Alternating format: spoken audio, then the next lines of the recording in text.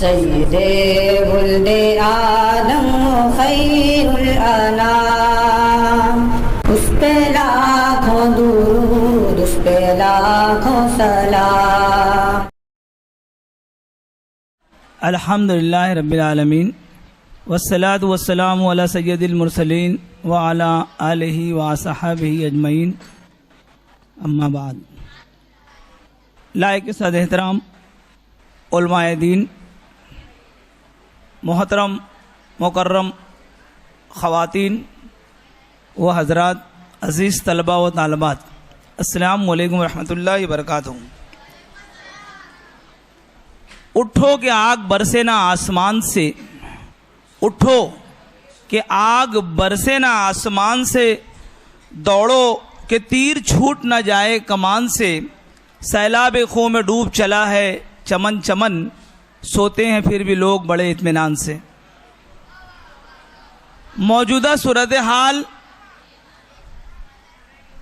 इस शेर में, इस कथा में, इस बंद में वाज़ेह होती है कि सख्त तरीन दौर से उम्मत मुस्लिमा ही नहीं पूरी दुनिया गुजर रही है, और पूरी दुनिया की जिम्मेदारी यकीन जानिए मुसलमानों पे थी इनको जहन्नम से, आग से, मुसीबत से, मुश्किल से, नाकामी से बचाने की। लेकिन हम खुद उनके आगे दौड़ रहे हैं, सबसे आगे, उस रास्ते पर जिससे हम रोकने के लिए, बचाने के लिए उम्मत को आए थे। और उम्मत का मतलब सिर्फ वही नहीं है जो हमने समझ रखा है कि जिसने सिर्फ अल्लाह का नाम लिया और सिर्फ जनाब मोहम्मद रसूलुल्लाह सल्लल्लाहु अलैहि वसल्लम को इकराम किया और आपको पैगंबर जाना, वही उम्मत है। सारे दुनिया के इंसान जो हैं सैयदना हज़रत आदम अलैहिस्सलाम की औलाद है, और हम बोलते थकते नहीं हैं कि रब्बुल आलमीन अल्लाह सारे आलम का रब है, और रहमतुल लिल आलमीन जनाब मोहम्मद रसूलुल्लाह सल्लल्लाहु अलैहि वसल्लम सारे आलम के लिए रहमत बनाकर भेजे गए हैं। उसके बाद हम लोग पता नहीं क्यों उसके अंदर मुख्तलिफ राहें, तबके, कौमें बांट रहे हैं, मसलक बांट रहे हैं। अभी मुसलमानी को हम पूरा पूरा मुसलमान नहीं समझ रहे हैं, तो फिर गैर मुसलमानों को कहाँ से हम लोग अल्लाह की खल्क समझेंगे? और जनाब रसूलुल्लाह सल्लल्लाहु अलैहि वसल्लम की तरफ से जो रहमत उतरने वाली है उसमें हम कहाँ से शामिल करेंगे? नहीं शामिल कर रहे हम लोग। हमको पूरी दुनिया को आग से बचाने का काम करना चाहिए था और करना है, नुकसान से बचाने का काम करना था और करना है, बुराई और गुनाहों से बचाने का काम करना था और करना है। लेकिन हम क्या कर रहे हैं? शायद दीगर कौमों के मुकाबले में हम लोग बहुत ज़्यादा तेज़ रफ्तार हैं, जहन्नम की सिमत दौड़ रहे हैं। अल्लाह माफ़ करे, अल्लाह रहम करे, अल्लाह बचा ले। बहुत तेज़ी में हम लोग गुनाहों की तरफ दौड़े जा रहे हैं, सारी बुराइयां कूट कूट कर भर चुकी हैं और उसको अपनाए जा रहे हैं। मेरा उन्वान है मुल्क मिल्लत की खिदमत क्यों और कैसे। मैं उन्वान का हक अदा कर पाऊँ मेरे लिए बहुत मुश्किल है, मगर मैंने अपने भर कोशिश की है हत्तल मकदूर। सबसे ज़्यादा अगर मुल्क मिल्लत का काम कहीं से हो सकता है सबसे ज़्यादा, तो वो है तालीम का शोबा। इल्म हासिल करें, सीखें, हुनर सीखें, हुनरमंद बने, इल्म याफ्ता बने, तालीम याफ्ता बने, और उसके बाद खुद को भी बुराई से, नुकसान से, खराबी से बचाएं और दूसरों को भी बचाएं। सबसे ज़्यादा काम हमारे लिए करने का था, जिसको हम लोग जिहाद बोलते हैं। जिहाद, हमको जिहाद किससे करना है?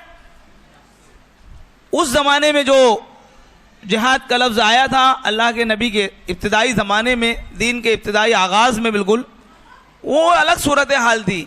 आज हमको जिहाद अपने आप से ही करना है, अपने नफ्स से करना है, अपने गुनाहों से, अपने ख़ताओं से, अपने ऐश और आराम से जिहाद करना है। इतना आराम पसंद मुसलमान हो गया है, इतना ऐश पसंद हो गया है कि तकरीबन 12 बज रहा है, लेकिन मैं बहुत यकीन से बोलता हूँ कि बहुत बड़ी तादाद में हमारे नौजवान आराम फरमा रहे हैं, इस्तिराहत, ख्वाब खरगोश के मज़े ले रहे हैं, बड़ी तादाद, बहुत बड़ी तादाद में। और अभी जो यहाँ मौजूद हैं इसमें से भी कितने लोग अभी 1 घंटा पहले, आधा घंटा पहले आए, अपनी नींद पूरी करने के बाद आए। नींद ही नहीं पूरी हो रही है हमारी। इतना शर, इतना फितना हमारे दिमाग में पता नहीं कहाँ से आ गया है कि ना रात में सोना चाह रहे हैं। कुरान ने रात सोने के लिए बनाई, बताया, बयान किया, कुरान ने बयान किया है बाकायदा बारहा कि रात सोने के लिए बयान की गई है। ये बच्चे जो बात कर रहे हैं, एक आदमी को इधर भेज दो स्टेज पे, माइक पे उनकी बात की जाए। जो बच्चे बात करना चाह रहे हैं, बेहतरीन बात अपने पड़ोसी को, अपने दोस्त को बता रहे हैं, तो हम लोग कोई बता दे तो हम लोग को भी मालूम पड़ जाएगा क्या शानदार बात ये बच्चा कर रहा है, तो हमारे इल्म में भी इजाफा हो जाएगा। तो बच्चे जो बाजू वालों को बता रहे हैं, मेहरबानी करके यहाँ आए और सबको बताएं। कौन आ रहा है और नहीं आ रहे तो बेटा खामोशी से सुनो प्लीज। आप अपना कीमती वक्त यहाँ पर लेकर आए हैं, अल्लाह के घर में, मस्जिद में, मक्का मस्जिद में बैठे हुए हैं, जहाँ पर शानदार नज्म के साथ, बहुत बड़े प्रोग्राम के साथ मस्जिद के इमाम मुसव्विरुल इस्लाम साहब, उनके साथी तहजीब अहमद साहब और शांति नगर के दीगर रुफ़क़ाए कार मक्का मस्जिद के जिम्मेदारान ने मोहल्ले के नौजवानों को, ख़वातीन व हज़रात को, बच्चे और बच्चियों की तरबियत के लिए 10 रोज़ा एक अशरे तक का तसलसल के साथ शानदार नज्म किया है। और इतने शानदार नज्म में, इतने शानदार प्रोग्राम में बाकायदा अनावीन के साथ लोगों को मदऊ किया है। और यहाँ पर अगर आके आप बैठ के बातें करेंगे तो ये बहुत बड़ी बदकिस्मती की बात होगी। तो मेहरबानी करके आपस में बातें ना करें, बल्कि सुनने की कोशिश करें। कोई बात समझ में नहीं आए तो पूछ लें, दरियाफ्त तो कर लें। हमको जिहाद करना है अपने अपनी वो उन सारी हरकतों से जो हमको लग रहा है, हमको मालूम है, हमको पता है कि गलत है। जैसे देर को सोना, बहुत देर, बहुत रात गए, अब तो 11-12 बजे हमारे मोहल्लों में ऐसा लगता है दिन निकल रहा है। पूरा सिस्टम ही पूरी दुनिया का बदल रहे हैं, हम लोग बदलने की कोशिश कर रहे हैं। इससे बड़ा अहमक वही बात है कि वो जो शाख पे बैठ के अपनी शाख को काटने वाला काम हम लोग कर रहे हैं, दिन को सोने में गुजार रहे हैं। दिन काम के लिए था, दिन तालीम के लिए था, दिन मेहनत के लिए है, दिन मशक्कत के लिए है, तो हम सोने में गुजार रहे हैं आधा दिन, पौना दिन। और रमज़ान में तो हम लोग आसारी में उठते हैं, खुदा खैर करें। तो ये मामला जो है, ये जो हरकतें हैं, ये जो गलतियां हैं, इससे हमको जिहाद करना है। सबसे पहले कि हम अपने नफ्स पे काबू पाएं और अपने औकात का दुरुस्त और मुनासिब इस्तेमाल करें। वो औकात जो अल्लाह सुब्हानहू व तआला ने तय कर रखे हैं, सूरज का निकलना, सूरज का डूबना, दिन का होना, रात का होना। तो दिन बना है मशक्कत के लिए। दिन कब से है? फजर की नमाज से। और रात कब से है? मगरिब की अजान से। तो फजर की नमाज से हमारा काम शुरू होना चाहिए। अल्लाह करे कि हमको ये बात समझ में आए और हम ये जिहाद शुरू करें। जिहाद का मतलब ये नहीं है कि तलवार लेके निकल जाए। तलवार क्या, हम लोग सीधा ज़मीन पे चलने के लायक नहीं है, और ना हमारे मोहल्ले की सड़कें ऐसी है कि जिसमें हम सीधे चल सकते हैं। तो हमको तलवार उलवार लेके निकलना नहीं है, हमको अपने आप को दुरुस्त करना है। जब हम अपने आप को दुरुस्त करेंगे तो इंशाअल्लाह अपने घर में दीगर लोगों को भी दुरुस्त कर सकेंगे, फिर मोहल्ला भी ठीक हो सकेगा। तो जिहाद करना है हमको तालीम से, दूरी से। हमारे बच्चों की बड़ी तादाद, मैं सलाहुद्दीन में 27 साल से पढ़ा रहा हूँ, अल्हम्दुलिल्लाह, अल्लाह का शुक्र है। और दिन ब दिन ये 2-3 साल तो इतने बदतरीन हमारे सामने हैं कि बच्चा 8वीं में और 9वीं में आने के बाद, 8वीं 9वीं 10वीं, ये 3 जमात को मैं तकरीबन 20 साल से पढ़ा रहा हूँ। पहले और अलग क्लासें थी, लेकिन अभी मैं देख रहा हूँ लॉकडाउन के बाद से 8वीं 9वीं और 10वीं जमात के बच्चे अपना नाम लिखने में बहुत दुश्वारी महसूस कर रहे हैं।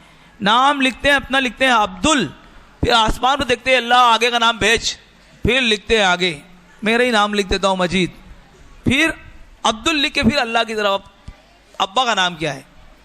ये हालत है हमारे बच्चों की, कसम से बोल रहा हूँ मैं, मस्जिद में बैठ के हमारे बच्चे अपना मुकम्मल नाम तक लिख नहीं पा रहे हैं बगैर तजब्जुब, बगैर परेशानी के। बहुत परेशान है, सोच रहे हैं क्या करूं, आगे क्या लिखूं मैं, अपना नाम। और ये तादाद बहुत बड़ी तादाद में हमारे स्कूलों में है। लॉकडाउन लॉकडाउन लॉकडाउन, कब तक करेंगे लॉकडाउन का रोना, कब तक रोएंगे? कब तक हम दूसरों के ऊपर अपना बोझ, अपना गुनाह, अपनी खामियां, अपनी गलतियां डालते रहेंगे? हम अपनी गलती कब कबूल करेंगे? पितरम सुल्तान बूद, हमारे बाप बादशाह थे, कब तक हम लोग कूदते रहेंगे? अब खत्म करना पड़ेगा। अब हम क्या है इस पे बहुत देखना पड़ेगा। बहुत मशहूर शेख सादी रहमतुल्लाह अलैह की शख्सियत है, उनकी कब्र पर, उनकी मज़ार पर लिखा हुआ है खुदरा शनास, खुदरा शनास, अपने आप को पहचानो, तुम क्या हो। पहली बात तो तुम इंसान हो, तुम्हारी हरकतें हैं इंसान जैसी। दूसरी बात, तुम अल्लाह के भेजे हुए दीन के मानने वाले हो, है हरकतें। जनाब मोहम्मद रसूलुल्लाह सल्लल्लाहु अलैहि वसल्लम का आलम और झंडा बुलंद करने वाले हो, है हरकतें। नबी करीम सल्लल्लाहु अलैहि वसल्लम की तालीमात के मुताबिक हमारी जिंदगियां गुजर रही हैं। खुदरा शनास, खुद को पहचानो। हम अपने आप को भूल बैठे हैं, बहुत बड़ा मसला है। सबसे बड़ा मसला यहीं से शुरू हो रहा है कि हम अपने आप को ही नहीं समझने को तैयार है। माँ के सामने अजीब, मैं रोज हर तीनों दिन की बात में मैंने माँ का तस्करा जरूर किया है, आज भी करूंगा, कि माँ के सामने हम बेटे हैं, हम उनकी औलाद हैं, उनकी संतान है, लेकिन हमारा अंदाज बाप का है। हम माँ के बाप बन के बात कर रहे हैं। हाँ तो क्यों नहीं जाऊंगा, बात में करूंगा, पहचान ही नहीं रहेगी कौन है हम, किससे बात कर रहे हैं। माँ से बात कर रहे हैं, ऐसे बात करता है माँ से कोई? माँ से इस तरह बात की जाती है। ये बहुत बड़ा खुदरा शनाद, अपने आप को हमें पहचानना बहुत जरूरी है कि हम माँ से बात कर रहे हैं, माँ का एहतराम, बाप से बात कर रहे हैं, उनका एहतराम, भाइयों से बात कर रहे हैं, उनकी इज्जत, मोहल्ले के लोगों से बात कर रहे हैं, उनकी इज्जत, मस्जिद में बैठे हैं तो मस्जिद का इकराम, हम मदरसों में हैं तो उसका इकराम, हम स्कूल में हैं तो क्या करने गए स्कूल में। अभी मौलाना ने बताया कि तालिब इल्म, इल्म का तालिब, इल्म का मुतलाशी, स्कूल में है, तलाश हो रही है इल्म की, स्कूल में हो रहा है, घर पे आके हो रहा है, कॉपी किताब के साथ तो सुलूक हो रहा है कि इल्म का तालिब जिसको कहते हैं, वो इल्म का तलब करने वाला जिसे कहते हैं, वैसा मामला है हमारा? नहीं है, नहीं है। 50% नहीं बल्कि 80% नहीं है, शायद ही 20% होगा। और शायद ही क्लास के 50, 60, 70 बच्चों में से 4-6 बच्चे ऐसे होंगे कि जो तलबुल इल्म में लगे होंगे, लगे रहते हैं। सिर्फ 2-4 बच्चे अब बचे हैं हर क्लास में, 2-4 हैं, 5। एक वक्त था कि 20 से ज़ायद बच्चे हर क्लास में बहुत सिंसियर होते थे और वो खुदरा शनाज अपने आप को पहचाने हुए थे, अपनी हैसियत को समझते थे, बहुत संजीदगी से पढ़ते थे, एक एक टीचर की एक एक बात को गौर से सुनते थे। और जहां पर टीचर ने जल्दबाजी में कोई बात कह दी, समझ में नहीं आई, तो पूछते थे सर इसका मतलब क्या है, सर इसका मतलब, सर ये समझा नहीं, सर जरा फिर से बताएंगे क्या। 20 से ज्यादा बच्चे ऐसे होते थे। अब 2-3 बच्चे ऐसे हैं जो हर वक्त तक बोर्ड की तरफ, असातिज़ा की तरफ मुतवज्जे नजर आते हैं, बाकी सब बच्चे फूल चिड़िया कौवा बनाने में मसरूफ हैं या आजू बाजू वाले को समझाने में मसरूफ हैं। हम अपने आप को पहचान नहीं रहे। हम इमाम साहब हैं, मौलवी साहब हैं, मुफ्ती साहब हैं, खतीब हैं, क्या समझा रहे हैं बाजू वाले को, फलसफी हैं, डायरेक्टर हैं, प्रोड्यूसर हैं, राइटर हैं, क्या है हम तालिब इल्म हैं, स्कूल में बैठे हैं, मस्जिद में बैठे हैं, यहाँ पर सुनने के लिए आए हैं। तो हम ये अपने आप को समझे कि हम सुनने के लिए आए हैं, बहुत तवज्जो से सुने।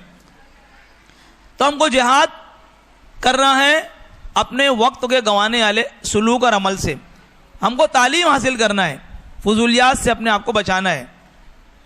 हुनर नहीं है हमारे पास, स्किल नहीं है, और सबसे ज्यादा हुनरमंद अपने आप को समझ रहे हैं, हम बता रहे हैं, समझ भी रहे हैं और बता भी रहे हैं और साबित करने की भी कोशिश कर रहे हैं। हुनर सीखें, स्किल सीखें।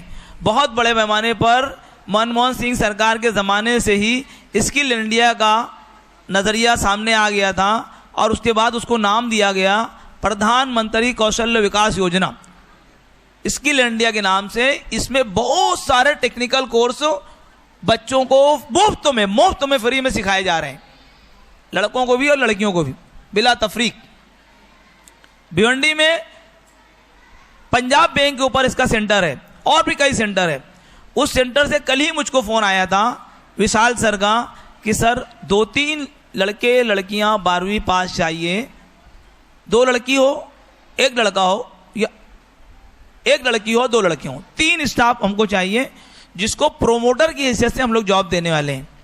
उनका ऑफिस जो रहेगा पंजाब बैंक के ऊपर रहेगा और वहाँ पर जितने कोर्सेज चलते हैं उसकी सारी मालूमात उनको दी जाएगी, पंफलेट दिया जाएगा, रिकॉर्ड दिया जाएगा, पूरी तफसील दी जाएगी और उनको मोहल्ले मोहल्ले गली गली जाकर उन कोर्सेज के बारे में मालूमात लोगों को तक पहुँचानी रहेगी और उनको रग़बत दिलानी रहेगी कि बच्चा अगर पढ़ते पढ़ते छोड़ के तालीम बैठ गया है और अब तालीम हासिल करने में उसका मन नहीं लग रहा है तो हुनरमंद बन जाए, स्किल्ड पर्सन बन जाए। आज अगर आपके पास स्किल है, हुनर है, तो दुनिया के किसी भी कोने में आप अपनी जगह बना लेंगे। ये है जिहाद। यहां वहां बैठे हुए आप फजूल वक्त पास करने से, फजूल बैठने से जिहाद कीजिए आप, और तालीम के साथ साथ हुनर सीखिए। अगर मैंने जो ही बताया, अगर किसी को दिलचस्पी है उस जॉब में तो मुझसे मुलाकात कर सकता है, मेरा नंबर बहुत सारे लोगों के पास मिल जाएगा। उसके बाद तिजारत में जिहाद करना है हमको। क्या करना है? तिजारत बंद कर देना है? नहीं, तिजारत में हमको जिहाद ये करना है कि जो मौजूदा सूरत हाल तिजारत में जारी है, झूठ, फसाद, मक्कारी, धोखाधड़ी, उससे हमको जिहाद करके लोगों को ईमानदारी, इंसाफ, अदल, सच, सच्चाई के साथ तिजारत करनी है। चाहे वो भाजी पाला, सब्जी, तरकारी बेच रहे हो, चाहे अनाज बेच रहे हो, चाहे कपड़ा बेच रहे हो, चाहे ज़मीन बेच रहे हो, चाहे मकान बेच रहे हो, जो भी आप बेच रहे हो, जो भी तिजारत कर रहे हैं, उसमें वही बोलिए जो आप कर सकते हैं और वही करिए जो आपने कहा है। झूठ बोलना छोड़ दीजिए। मैंने इससे पहले कहा था कि आम तौर पे मुसलमानों का मिजाज, ताजिरों का मिजाज ये बन गया है कि हजरत जब तक झूठ नहीं बोलेंगे धंधा नहीं होगा। ये तो मुसलमान क्या, इंसान की भी जुबान से जुमला नहीं निकलना चाहिए। मुसलमान तो बहुत बड़ी चीज़ है। आज देखिए, गुजराती, मारवाड़ी, सिंधी लोगों ने तिजारत के इस गुर को समझ लिया है और वाकई में वो ईमानदारी से तिजारत कर रहे हैं और फल फूल रहे हैं, बेशुमार तरक्की कर रहे हैं और हम लोगों से कहीं ज़्यादा आगे। दोनों जहान की नुसरतें हमारे लिए थी और पा कोई और रहा है, क्योंकि उन्होंने वो गुर सीख लिया है। सुबह फजर की अजान के वक्त से उनका उठना लाजमी है, उठते ही है, वो जागते ही हैं, अपनी तिजारत में, अपनी मसरूफियत में लगते ही हैं। हम लोग ने पता नहीं क्यों उसको छोड़ दिया है। मुअज्जिन साहब चीख चीख के इतने लाखों रुपए के साउंड सिस्टम के साथ अजान दे रहे हैं, लेकिन मस्जिदों की वो हालत है फजर की नमाज में जो नाकाबिले बयान है, हर एक को पता है। हम तिजारत में जिहाद करें, सच्चाई को सामने लाएं, हमको देख के लोग बोले कि यार एक सब्जी बेचने वाला ईमानदार है, अगर इस मार्केट में 10 और मुसलमान सब्जी बेचते तो कितनी अच्छी बात होती। ये हुई जिहाद। हम ईमानदारी को, अदल को, इंसाफ को आम करें, नाइंसाफी, झूठ, धोखे से जिहाद करें। उसके बाद वर्जिश, जिस्मानी और जहनी वर्जिश हमारे लिए लाजमी है, ज़रूरी है। उसके लिए हम इक़दाम करें। अब हमारे बच्चे वर्जिश कर रहे हैं, जिम में जा रहे हैं और पाउडर खा रहे हैं, ये वर्जिश है? ये तो धोखा दे रहे हैं। आप अपने आप को भी धोखा दे रहे हैं, दूसरे को पाउडर खा के जिस्म बनाना कौन सी वर्जिश हुई? आप कोई जिम में मत जाइए, कहीं मत जाइए भाई। फजर की नमाज उठ पढ़ के आधा घंटा 30-40 मिनट आप पैदल चल लीजिए, अपनी गली में, अपने मोहल्ले में, अपने इलाके में, जहाँ भी सलीके से आप चल सकते हैं। पाइपलाइन पे चले जाइए, 30 मिनट, 40 मिनट, 20 मिनट चल लीजिए। देखिए जहन फ्रेश रहेगा और पूरे दिन की आपके जहन की तैयारी हो जाएगी, आपकी जिस्म की तैयारी हो जाएगी, बीमारी इंशाअल्लाह दूर भागेगी।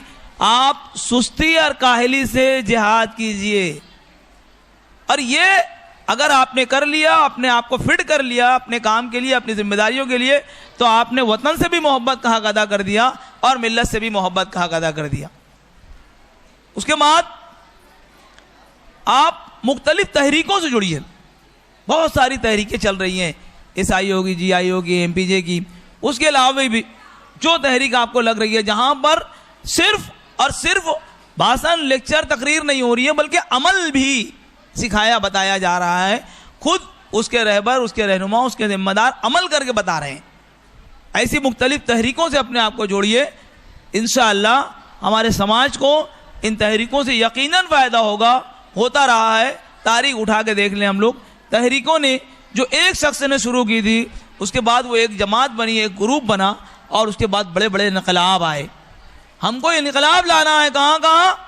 तालीम में, हुनरमंदी में, तिजारत में, और जिस्मानी बनावट, जिस्मानी जहनी चाको चौबंद रहे हैं जिस्मानी तौर पर। सुबह होता नहीं है, हमको जमाई आने लगती है, हमको सुस्ती आने लगती है। स्कूल में तो मेरी सुबह की स्कूल है सलाउद्दीन में, सुबह कम अज कम 10, 20, 25, 50 बच्चे डेली ऐसे मिलते हैं जो मुंह भी धो के नहीं आते। अल्लाह खैर करे, मुंह धो के नहीं आते। और मैं आए दिन क्लास में पूछते रहता हूँ कितने लोग नाश्ता करके आए। आपको सुन के यकीनन ताज्जुब होगा, मुझको तो बहुत अफसोस होता है कि हर क्लास में आधे से ज्यादा बच्चे चाय पी के आते हैं। चाय, ये चाय कौन सा नाश्ता है? पूरी जिंदगी का मकसद हासिल करने के लिए तालिब इल्म की, स्टूडेंट की लाइफ खड़ी की जा रही है, उसकी बुनियाद बनाई जा रही है, इसलिए आप स्कूल भेज रहे हैं। वहां पर आप चाय पिला के स्कूल भेज रहे हैं। नाश्ता क्यों नहीं हो रहा है बच्चे का? नाश्ता करके बच्चा क्यों नहीं जा रहा है? रोटी खा के क्यों नहीं जा रहे हो? तो बोले उसको उल्टी होती है, उसका पेट दुखता है। अरे आपने कभी खिलाई नहीं तो उसको उल्टी तो होगी ना। आपने कभी आदत ही नहीं डाली, आप उठते ही नहीं है। पहली बात तो आप बच्चे के स्कूल जाने से 1.5 घंटा पहले उठिए। खुदा के वास्ते बच्चों की स्कूल जाने से 1-1.5 घंटा पहले उठिए। अच्छी तरीके से तैयारी कीजिए, अच्छी तरीके से गुस्ल जरूरत हाजत से फारिग होकर नमाज पढ़िए, तिलावत करिए। बच्चों को भी बच्चा देखेगा तो वो भी आदी बनेगा। और उसके बाद नाश्ता तैयार करके खुद भी बैठ के नाश्ता करिए उसके साथ। बताइए कि देखिए हम भी नाश्ता कर रहे हैं, आप भी करो बेटा। नाश्ता करना जरूरी है, लाजमी है। चाय पिला के स्कूल भेज दिया आपने। अब बच्चे की जेब में 20 रुपया है, 25 रुपया है, 30 रुपया है, उसका जहन वड़े पाव की तरफ, नाश्ते की तरफ और स्कूल में बिकने वाली अजीब व गरीब कैंटीन की तरफ है। अब वो कैसे रेसेस होगी, कब रेसेस होगी और कब उसको नाश्ता मिलेगा, और कब वो जेब में पड़ा हुआ जो बहुत ही खुजली कर रहा है पैसा, वो कब खर्च करेगा? वो पैसा खर्च करने के बेचैन है, वो सुन नहीं रहा है टीचर क्या पढ़ा रहे हैं। पहले 2 पीरियड तो उसके सुस्ती दूर करने में चले गए, उसके बाद के 2 पीरियड वो नाश्ते की फिक्र में गुजार दिया। भूख लगी है ना उसको। अब 10-20 रुपये का नाश्ता कर लिया, अब उसका जायका जो मिला है 1 पीरियड उसमें चला गया। सर क्या पढ़ा रहे हैं क्या मालूम। और दूसरे पीरियड बाद वो जायका गायब हो गया या फिर भूख लगी है। फिर 6ठा 7वां 8वां पीरियड वो भूख की तलब में गुजार रहे हैं। अब घर जाते ही साथ उसको खाना मिल रहा है। अब खा बेटा, जितना खाने का, और खा के पूरे मोहल्ले में मस्ती कर। एक भी बच्चा बचना नहीं चाहिए जिसको तूने मारा ना हो, डांटा ना हो, टपकाया ना हो, गिराया ना हो। कोई बच्चा नहीं चाहिए। हर एक को तुम्हारी शिकायत पहुंचनी चाहिए, क्योंकि अब पेट भर के खाली है। अब तुम्हारे अंदर ताकत आ गई है। अब हमारा सिस्टम ऐसा चल रहा है। अब वो बच्चा पूरे मोहल्ले से शिकायत लाएगा, क्योंकि अब पेट भर गया उसका। जहां पेट भर के जाना था वहां खाली पेट गया, भूखा गया, प्यासा गया। चाय पिला दी गई, चाय पिलाई नहीं गई, गरम गरम चाय उड़ेल दी गई उसके हाथ में। सब आथड़ियां पना मांग रही हैं, आते उसकी पना मांग रही हैं। वो पढ़ने के लिए गया है चाय के साथ। अजीब निजाम है। अंग्रेजों ने चाय इंट्रोड्यूस कराई और वो लोग थकने के बाद, मशक्कत करने के बाद और अपने आप को जहन को तरोताज़ा रखने के लिए शाम में चाय पीते थे। हम सुबह से चाय में घुसे पड़े हैं। सुबह से हमको चाय चाहिए। खुदारा इन चीज़ों से हमको जिहाद करना है। इन चीज़ों से हमको अपने आप बच्चों को बचाना है। और जब हम अपने बच्चों को हम इन चीज़ों से, इन खुराफात से, इन गलतियों से, इन खामियों से बचा पाएंगे तो यकीन जानिए कि हम एक बेहतरीन तरोताज़ा, होशमंद, इल्म हासिल करने वाला तालिब इल्म भी तैयार करेंगे और मुल्क मिल्लत की खिदमत करने वाला बंदा भी तैयार करेंगे। उसके अंदर जज्बा भी पैदा होगा, सलाहियत भी पैदा होगी, हौसला भी पैदा होगा, हिम्मत भी पैदा होगी, इल्म भी आएगा उसके पास। और सबसे बड़ी तब्दीली उसके अंदर जो आएगी, किरदार उसका दुरुस्त होगा। क्योंकि हमको सिर्फ दुनिया ही नहीं कमाना है, हमारे पेश नज़र हर वक्त दोनों जहान की कामयाबी होना चाहिए। खुदावंद आलम की और रसूल मुकरम जनाब मोहम्मद वसल्लम की तालीमात और की रज़ा मतलूब होना चाहिए। हर वक्त हर काम में हमारे पेश नज़र होना चाहिए कि क्या इस काम को करने की इजाज़त अल्लाह ने और अल्लाह के नबी ने, कुरान ने और हदीस ने दी है तो हम ज़रूर करें। और इस काम को यकीनन अल्लाह और अल्लाह के रसूल ने रुकने के लिए, बचने के लिए कहा है तो हमको यकीनन उससे बचना चाहिए। ये है दोनों जहान की कामयाबी का तरीका। हर कदम पर, हर काम में, हर अमल में। कोई मकसूद नहीं है कि आप जब बिस्मिल्लाह करके मस्जिद की तरफ आएंगे और दुआ पढ़ के वज़ू करेंगे तो आप मुसलमान हो गए, अब पक्के मुसलमान। अब वैसी नमाज पढ़ेंगे जैसे जनाब मोहम्मद रसूलुल्लाह सल्लल्लाहु अलैहि वसल्लम ने बताई है। लेकिन जैसी मस्जिद से बाहर निकले, बल्कि मस्जिद में ही फ़ोन आया, मैं पहुंच गया शांतिनगर, वहीं तो झूठ चालू। अरे फ़ोन आया तो बोल भाई, उठाई मत पहली बात तो, और उठा लिया तो बोल भाई मस्जिद में हूँ, सच्ची बात करो, शांतिनगर में हूँ। और बाहर निकलने के बाद भी सच्ची बात करो, हर हाल में सच। हमको अपने झूठ से, अपनी जल्दबाजी से, अपने फितनों से अपने आप को बचाना है। सख्त बुराइयों का शिकार है हम लोग। अज़ीज़ान गिरामी, हमको इसलिए तालीम, हुनर और तिजारत और वर्जिश और तहरीक में हिस्सा लेना है क्योंकि हमारी मौजूदा सूरत हाल बहुत बदतरीन है। मैं थोड़े से डाटास लाया हूँ। हमको आर्मी में फौज में हमारा 3% है। मुल्क आज़ाद होने से आज तक गवर्नमेंट ऑफ इंडिया के एदाद और शुमार में हम 14% हैं। 13-14 जब वावला मचाते हैं तो बोलते हैं मुसलमानों की आबादी 10 गुना हो रही है, 20 गुना हो रही है, लेकिन जब फैक्ट्स और फिगर आती है तो 13% रहते हैं, 14% रहते हैं। 13-14% हम भी कबूल करते हैं कि हमारी मरदमशुमारी की रिपोर्ट दुरुस्त है, और 13 से 14% हम लोग हैं आज़ादी से लेकर आज तक। कोई बहुत बड़े पैमाने पर आबादी मुसलमानों की बढ़ नहीं रही है और कोई घट नहीं रही है, बराबर उसी रेशो में चल रही है। तो जब हम इतने बहादुर हैं, इतने सूरमा हैं, इतने समझदार हैं, इतने ज़हीन और फतीन हैं, तो फिर हम फौज में 3% क्यों हैं? हम पुलिस में 4% क्यों हैं? हम नेवी में 5%, डिफेंस में 2%। उसके बाद मैंने बहुत सारे फैक्ट्स और फिगर से निकालने की कोशिश किया कि हमारा वर्क काम में पार्टिसिपेशन जो है 32% है दीगर कौमों के मुकाबले में हिंदुस्तान में, जबकि कोई कौम हिंदुस्तान की 40% से नीचे नहीं है, हमारा 32% है। उसके बाद जेल में हम अस्तगफिरुल्लाह, इससे पहले ही मैंने कहा था 30% से ज़्यादा है हमारा हिस्सेदारी। हमारी हिस्सेदारी जेल में भरपूर है। जितनी दीवारें, जितने ईंट, जितने पत्थर वहाँ लगे हुए हैं, उतनी तादाद में हम लोग वहाँ मौजूद हैं। अल्लाह बचाए। कुछ तो झूठे इल्ज़ाम में, आज कुछ हमारी शरारतों का नतीजा भी है, हमारी नादानियों का नतीजा भी। हम बहुत जोशीले कौम हैं, हम बहुत जल्दी जोश में आते हैं। सबसे ज़्यादा थम्स अप लिम्का शायद हम लोग ही पीते हैं, उसका पूरा जोश हमारे दिमाग में भरा हुआ है, और कहीं भी आए हम होश खो देते हैं और जोश में आ जाते हैं और अजीब अजीब काम करते हैं, और फिर हमारा मुकद्दर जेल होती है। 30% है। और उसी जेल में पहुंचाने वाला जो निज़ाम है अदलिया, जुडिशियरी, उसमें हम लोग 5% है, ओनली 5%। हाई कोर्ट के 24 जज हैं हिंदुस्तान में, जिसमें से सिर्फ 5 जज मुसलमान थे, उसमें से 3 और रिटायर हो गए हैं हाई कोर्ट के।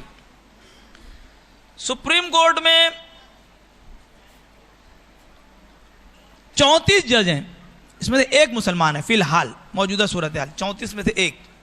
इफेक्ट्स फिगर में थोड़ा सी फर्क पड़ सकता है, मगर वो 1 का 11 नहीं होगा, 1 का 2 हो सकता है। 34 जज सुप्रीम कोर्ट में है मौजूदा सेटिंग पोजीशन में, 1 जज मुस्लिम है। अंडर ट्रायल जो केसेस चल रहे हैं अदालत में, उसमें अस्तगफिरुल्लाह, अल्हम्दुलिल्लाह तो बोल नहीं सकते, बहुत ज़्यादा परसेंट है, 20% है हमारा। 20% हमारे केसेस अदालत में चल रहे हैं, और इससे ज़्यादा ही हो सकते हैं, कम नहीं। रेलवे में दुनिया का सबसे ज़्यादा शानदार जॉब प्रोवाइडर दायरा है रेलवे, और रेलवे के ज़रिए हम मुल्क और मिल्लत की खिदमत बहुत अच्छी तरीके से, शानदार तरीके से कर सकते हैं, जिसका जिक्र मैंने पहले भी किया था।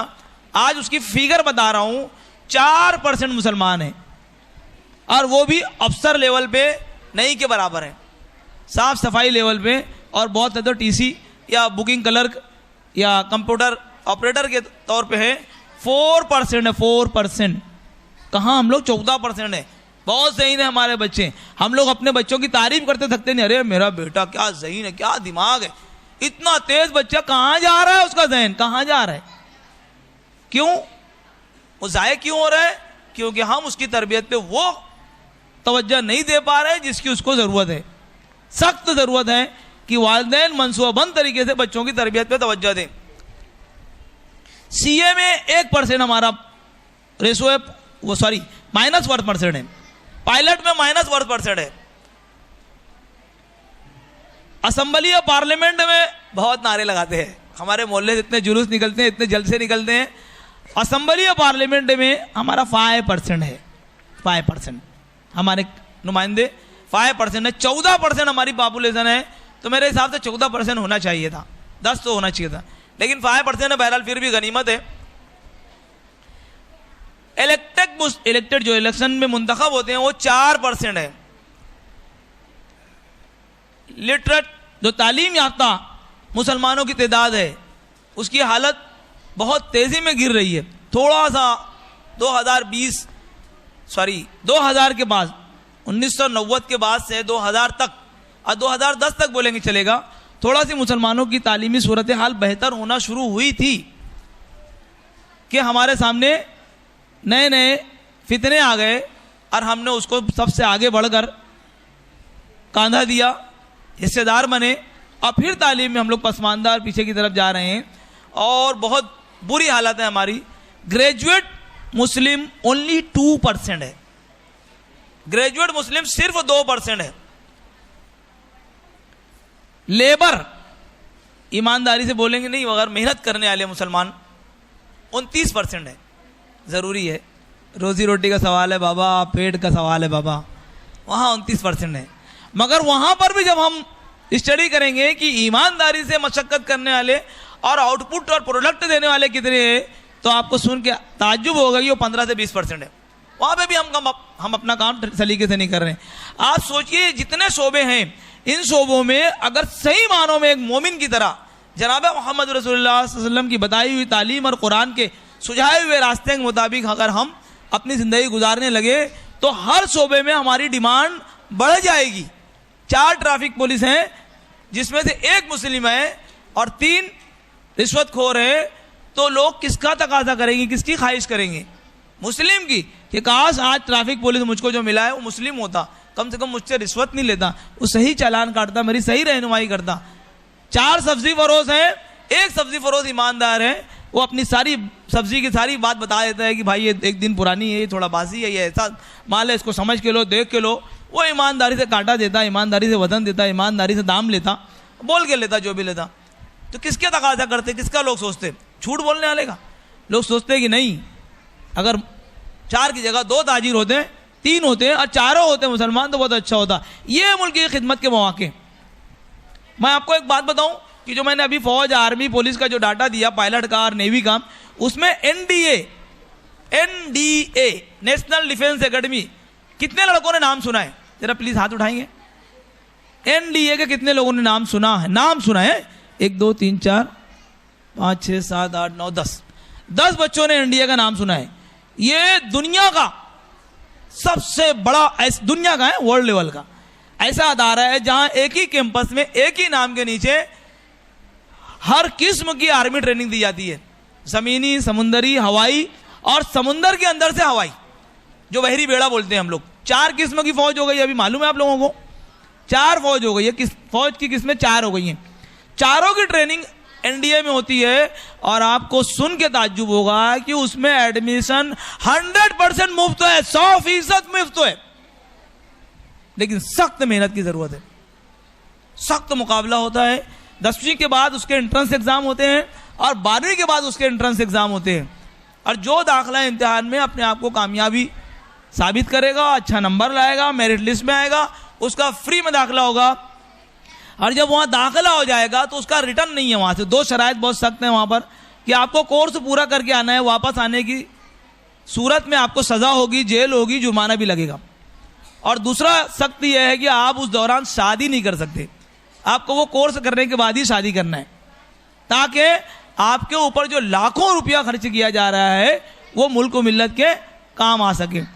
एनडीए में जूते की पॉलिश और मोजा और अंडरगारमेंट और पैंट शर्ट और हर चीज, ईच एंड एवरीथिंग, यहां तक के नहाने और कपड़ा धोने का साबुन, चाय, ईच एंड एवरी जो भी आपकी जरूरत है सिवाय तंबाकू और गुटखे के, जो भी आपकी जरूरी तकाजे हैं वो गवर्नमेंट ऑफ इंडिया बर्दाश्त करती है, टोटल फ्री है। कौन रोक रहा है आपको? कौन मना कर रहा है? हमारे बच्चों को तो मालूम ही नहीं है। 10वीं के बाद बेटा एंट्रेंस एग्जाम होता है एनडीए का, और उसके एंट्रेंस एग्जाम में आपको 10वीं के ही सवाल पूछे जाते हैं, 10वीं तक के ही, उसी लेवल के। लेकिन हर 10वीं पास उस इम्तिहान को फेस नहीं कर सकता है, वही 10वीं पास बंदा उस इम्तिहान का मुकाबला कर सकता है, मेरिट लिस्ट में आ सकता है, जो सही मानों में वाकई तालिब इल्म बन के जिसने 10 साल तालीम हासिल की होगी।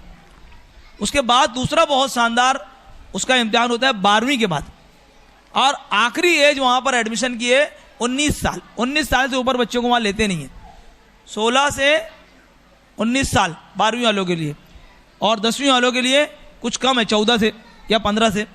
बहरहाल 19 साल आखिरी है, इसके ऊपर के बच्चों को वहां लिया नहीं जाता है। तो 10वीं या 12वीं के बाद क्यों ना हम अपने बच्चों को एनडीए के बारे में बताएं, एनडीए की मालूमात लें, एनडीए के सवालात समझे, एनडीए का एग्जाम समझे, और मुकम्मल फ्री। रोना रो रहे हैं हम लोग, गरीब हैं, हमारे अब्बा तो फीस नहीं भर सकते हैं, हमको तो पढ़ा नहीं सकते हैं। अरे मुफ्त में कितने मौके हमारे पास मौजूद हैं, हम मालूमात हासिल करेंगे तो चीज़ें मिलेंगी, कोई घर पे लाके नहीं देगा। और सबसे बड़ा खिदमत खल्क और मौल मुल्क मिल्लत की खिदमत का जरिया NDA है बेटा। अजीज़ बच्चों, बुजुर्गों, साथियों और ख़वातीन और हजरात, ये नाम याद रखें please. NDA national defence academy Poona में है, खड़क वासला में। इसका एग्ज़ाम होता है, एग्ज़ाम की फ़ीस होती है 1,000 रुपये करीब उसकी फॉर्म भरने की फ़ीस। लेकिन अगर बच्चा आपका सिलेक्ट हो गया तो आप उस दिन से आपको कोई खर्चा नहीं देना है। अगर आपका बच्चा तंबाकू नोशी नहीं करता है तो कोई पैसा उसको देना नहीं है। तंबाकू नोशी का वहाँ पैसा नहीं मिलता है, वो चीज़ें नहीं मिलती है। बाकी चाय 2 टाइम मिलेगी, नाश्ता मिलेगा, 2 टाइम नाश्ता मिलता है, मॉर्निंग में भी या 4-5 बजे भी, दोपहर का खाना, रात का खाना, हर चीज़। मैंने कहा बनियान, शर्ट, कपड़ा, पैंट, जूता, polish, each and everything should be provided by the government of India, by NDA। Those who get success in NDA, उनके लिए जो NDA में कामयाबी हासिल करेंगे और मेरिट लिस्ट में आएंगे, हर एक के लिए नहीं। कौन रोक रहा है? और पायलट बनने के लिए आज 50-50 लाख रुपया लोग खर्च कर रहे हैं। NDA फ्री में आपको पायलट बना रहे हैं। आप 10, 15, 20 साल आर्मी में नौकरी कीजिए, उसके बाद प्राइवेट पायलट बन जाइए। वहां पर बहुत ज्यादा सर्विस तो होती नहीं है फौज में फौज नौजवान बोलते हैं ना, फौजी नौजवान क्या बोलते हैं? ए बेटा बातें बंद करो। फौजियों को क्या बोलते हैं? नौजवान बोलते हैं ना, जवान बोलते हैं, नौजवान बोलते हैं। वो जवान ही रखते हैं वो लोग। 40 साल के ऊपर वो लोग बहुत सारे शोबों में रिटायर करना शुरू कर देते हैं और रिटायर करके घर नहीं भेजते, बड़े बड़े ओहदे देते हैं, बड़े बड़े मनसब देते हैं, ऑप्शन होता है उनके पास, बड़ी अच्छी खासी पेंशन मिलती है, जमीन मिलती है, जागीर मिलती है, खेत खलियान मिलते हैं, उसको ऑप्शन रहता है। उस ऑप्शन की बुनियाद पे वो अपनी वाकिया जिंदगी गुजार सकता है शानदार तरीके से। प्राइवेट पायलट भी बन सकता है वो। और आर्मी से रिटायर होने वाले को तो बहुत मौके हैं, बहुत ज्यादा। तो NDA के बारे में आप सोचें और बहुत बड़ा मौका है, इस पर तवज्जो दें। अगर हम ये चीज़ों को अपनाएंगे, यकीन जानिए हम न सिर्फ मुल्क मिल्लत के लिए बल्कि सबसे पहले अपनी ख़ानदान के लिए एक मिसाली किरदार अदा कर सकेंगे। शानदार ज़िंदगी गुजरेगी हमारी। और इस दुनिया के साथ साथ चूँकि हमारे पेश नज़र अल्लाह और अल्लाह के रसूल जनाब मोहम्मद रसूलुल्लाह सल्लल्लाहु अलैहि वसल्लम की तालीमात हर जगह हैं, कामयाबी हमारे कदम चूमेगी।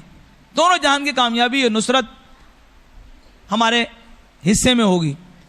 अब इन सारी तालीमात के लिए, इन सारे ओहदों के लिए, इन सारे मनसब के लिए मुकाबला जाती इम्तिहान है और उसके लिए मेहनत शर्त है। और मेहनत के साथ साथ डेली हर मोहल्ले में सुबह फजर की नमाज से बाद से नौजवान, मर्द, औरत, बच्चे, बूढ़े सबको चलते फिरते नजर आना चाहिए। हमको ये मिजाज बनाना पड़ेगा। अपने मोहल्ले में हम ट्रैक बनाए, नई ट्रैक बना पा रहे, जैसे रास्ते उसी पे चले, दौड़े चले, पैदल चले, आराम से चले, कैसे भी चले, दौड़ के चले, रनिंग करें, आहिस्ता चले, स्लो चले, लेकिन सूरज निकलने के वक्त, सूरज निकलते वक्त NDA आर्मी फौज में सबसे ज्यादा जिसमें लोग फेल होते हैं फिजिकल फिटनेस में फेल होते हैं। जहनी तौर पे तो तैयार पास हो जाते हैं वो लोग पढ़ लिख के, लेकिन दौड़ने के आदी नहीं होते हैं। जब उनसे 2 किलो 5 किलोमीटर दौड़ने के लिए कहा जाता है, अभी पिछले साल की 2019 या 20 की बात है, थाना में एक बंदा था, गांव से, कस्बे से किसी आया था और दौड़ में उसको 5 किलोमीटर की दौड़नी थी, रास्ते में गिर के फौत हो गया, उसको अटैक आ गया, जगह पे मर गया, इंतकाल कर गया। क्यों? दौड़ने का आदी नहीं था, इतना दौड़ नहीं सका। मैं डरा नहीं रहा हूँ आपको, अरे बाप रे, बोले मर जाएंगे। मौत तो जहां आनी है वहीं आएगी भाई।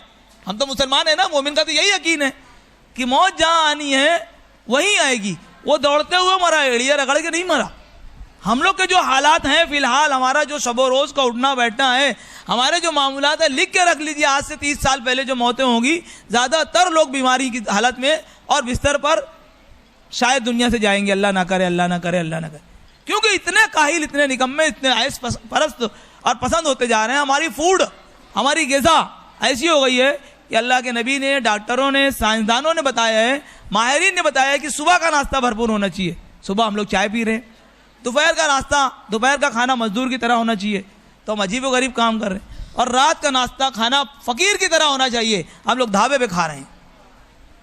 रात का नाश्ता फ़कीर की तरह होना चाहिए, हम लोग ढाबे पे खा रहे हैं। इतने स्टैंडर्ड फ़कीर हो गए हम। अब उसके बाद हमारा अंजाम क्या होगा समझ लीजिए आप बेटा। रात का खाना खाने के बाद डकार भी आ रही है, अजीब व गरीब मसाला, अजीब व गरीब आवाज़, अजीब अजीब धड़ाम धुड़ुम सब पेट में जा रही है, और वैसे जाके हम बिस्तर पे सो गए। पूरे घर का जो माहौल ख़राब होगा, वातावरण तो वो ख़राब होगा ही, वो घर वाले बर्दाश्त करेंगे, लेकिन उसके बाद जो जहन बनेगा उसको पूरा समाज झेल रहा है। बदतमीजी, बेहूदगी, शरारत, बदजुबानी, इंसान नहीं बन रहा है हमारे समाज में। यकीन जानिए, हम लोग इन हरकतों के ज़रिए, इन अमाल के ज़रिए, इन हमारे रख रखाव के ज़रिए, इस सिस्टम के ज़रिए हम जानवर बना रहे हैं, जानवर बन रहे हैं। ज़रा बात देख लीजिए, कितनी कितनी भयानक भयानक झगड़े होते हैं। थोड़ी सी बात होती है, आराम से उसको दरगुजर किया जा सकता था, लेकिन चूंकि हमने अपनी पूरी ज़िंदगी का सिस्टम अपनी मर्जी से कर लिया है, खुदा और खुदा के रसूल की मानने के लिए तैयार नहीं है। मानते हैं मस्जिद के अंदर, बस वही नमाज पढ़ने के लिए, उतने ही मुसलमान है। मुसलमान का मतलब सिर्फ नमाज रोज़ा नहीं है भाई, वो तो मेरे ख्याल से 24 घंटे में से शायद 3-4 घंटे का अमल, और साल भर में से ज़्यादा से ज़्यादा 40-50 दिन का अमल होगा। बाकी जो पूरी 24 घंटे की हमारी ज़िंदगी गुजर रही है, वो भी ऐन ऐन ऐन कुरान और हदीस के मुताबिक अगर हुई, यकीन जानिए ज़रूर हम शानदार कामयाबियों के हकदार होंगे। टाक नहीं देगा, अरे साहब सो रहे हो क्या अभी तक, चलो आओ, हमारे वहाँ चेयरमैन की कुर्सी खाली है, हमारी कंपनी का मैनेजिंग डायरेक्टर भाग गया है, आपको मैनेजिंग डायरेक्टर बनाना है, 2 लाख रुपया चलेगी सैलरी, आ जाओ, जब आँख खुल जाए चले आना, 2 लाख रुपए की तनख्वाह आपकी मुंतज़िर है। हो सकता है ऐसा? हो ही नहीं सकता ऐसा। सख्त मशक्क़त करनी है, सख्त मेहनत करनी है। अगर हमने इन चीज़ों को अपनाया तो यकीनन वो शानदार सवेरा आएगा, और बहुत शानदार सवेरा होगा, सुनहरा सवेरा जिसको कहते हैं, और पूरी दुनिया इससे फ़ायदा करेगी। याद रखो, मैंने अपनी बात शुरू की थी जहाँ से, वहीं पर आ रहा हूँ कि हम सिर्फ अपने लिए, अपने माँ बाप के लिए, अपने पेट के लिए, अपने घर के लिए नहीं पैदा हुए हैं। हमको मिल्लत और दुनिया की और मुल्क की वो सारी कौम को जहन्नम से, गुनाहों से, बर्बाद होने से बचाना है। हमारी जिम्मेदारी ये। कैसे बचाएंगे? हम जाके सबको रोकेंगे, खड़े हो जाएंगे वहाँ पर थिएटर में और जुआ और शराब खानों में कि शराब मत पियो, इतना मारेंगे कि वहीं हम लोगों को पता नहीं चलेगा। हमको अपने अमाल से लोगों को रग़बत दिलाना है इस्लाम की तरफ, अपने सलूक से, अपने बिहेवियर से, अपने किरदार से, अपनी ज़ुबान से, अपने अखलाक से। अखलाक किधर गए अखलाक भाई, समझ में नहीं आ रहा है, हर गली में है, लेकिन इंतहाई बद अखलाक, अस्तगफिरुल्लाह, अल्लाह माफ़ करे। तो जब तक हमारा किरदार, हमारे अखलाक, हमारी ज़ुबान बेहतर नहीं होगी, और जिस दिन बेहतर हो जाएगी, हर शोबे में हम एक मिसाली होंगे इंशाअल्लाह, और हमको देख के दीगर कौमें भी सोचने पर मजबूर हो जाएगी कि मुसलमान हो तो ऐसा और इंसान हो तो ऐसा। अब फिर वो भी वैसा इंसान बनने की कोशिश करेंगे, और वो दिन दूर नहीं है कि जब वो वैसा मुसलमान बनने की भी कोशिश करेंगे। मोदी के नाम पे छाले फोड़ना छोड़ दो, हुकूमत के नाम पे छाले फोड़ना छोड़ दो, RSS के नाम पे डंका पीटना छोड़ दो, अपनी हरकतें दुरुस्त करो। वो सब अपने आप को दुरुस्त करने की कोशिश करेंगे अगर हमने सही रास्ता अख्तियार किया तो। शायर ने कहा है, उठो वगरना हश्र ना पाओगे तुम कभी। उठो प्लीज, सबके लिए, ए बेटा बात मत करो, उठो वगरना हश्र ना पाओगे तुम कभी। दौड़ो ज़माना चाल क़यामत की चल गया। ज़माना कहाँ जा रहा है, हम कहाँ हैं, हमको देखना समझना बहुत ज़रूरी है। होमवर्क छोटा सा,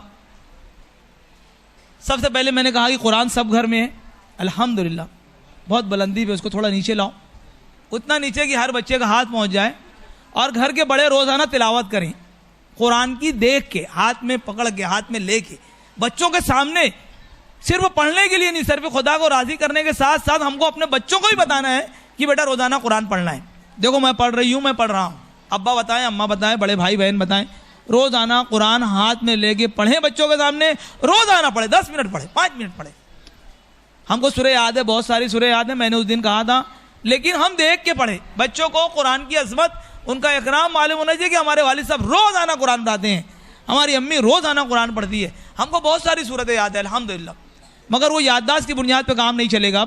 हमको दिखाना भी है अपने बच्चों को, अपने घर में निज़ाम बनाना है। तो कुरान है, उसको दिखा के पढ़ें, तर्जुमे के साथ पढ़ें, समझने की कोशिश करें। सीरत पाक की किताब लाए, मैंने पहले दिन भी होमवर्क दिया था, दूसरे दिन भी किया था। हर घर में 200-400 सफ़े की सीरत नबी सल्लल्लाहु अलैहि वसल्लम के उन्वान पर किताब होनी चाहिए। उम्महातुल मोमिनीन सहाबियात के उन्वान पर तीसरी किताब होना चाहिए, पहला कुरान, दूसरी सीरत, और तीसरा उम्महातुल मोमिनीन, और चौथा उम्र के। और अपनी सोच को पॉजिटिव करें हम लोग, हर जगह मस्बत सोचें। खराबी ऐसा हो गया तो, वैसा हो गया तो, हम जा तो रहे नहीं हुआ तो, चले भी गए हुआ भी लेकिन दरवाज़ा बंद हो गया तो, यह निगेटिव सोच से अपने आप को निकालें। मेरा बच्चा इम्तिहान देने जा रहा है, फेल हो गया तो कोई बात नहीं, अगले साल पास हो जाएगा। हम तो मेहनत करने वाली कौम है ना, हम तो मेहनत लेके आए थे, मेहनत किए हैं, करेंगे। दुनिया को मेहनत का पैगाम देने आए, तो अपनी सोच को, आखिरी बात आज की मेरी, कि अपनी सोच को मजबूत करें, मस्बत, पॉजिटिव। हमेशा अल्लाह की ज़ात से अच्छी उम्मीद रख के किसी भी काम का आगाज़ करें कि यकीनन हम ये काम करने जा रहे हैं और अल्लाह सुब्हानहू तआला हमको इस काम में कामयाबी अता फरमाएंगे। अगर किसान फसल बीज बोने से पहले ये सोच ले कि मेरी फसल जल गई, सड़ गई, गल गई, बह गई तो क्या होगा, तो हम सब भूखे मर जाएंगे। वो इस यकीन के साथ अनाज बोता है कि इसमें से अनाज निकलेगा, इसमें से फल निकलेगा, इसमें समर आएंगे, मेहनत का फल मेरी मिलेगा। तो पूरी दुनिया ऐश से ज़िंदगी गुजार रही है, पेट भर रहा है, खा पी रहे हैं। अल्लाह ताला हमें कहने सुनने से ज़्यादा अमल की तौफीक अता फरमाए और छोटे छोटे जो उन्वान मैंने दिए उस पर उसको समझने और उस पर अमल करने की, उसको इख्तियार करने की तौफीक अता फरमाए।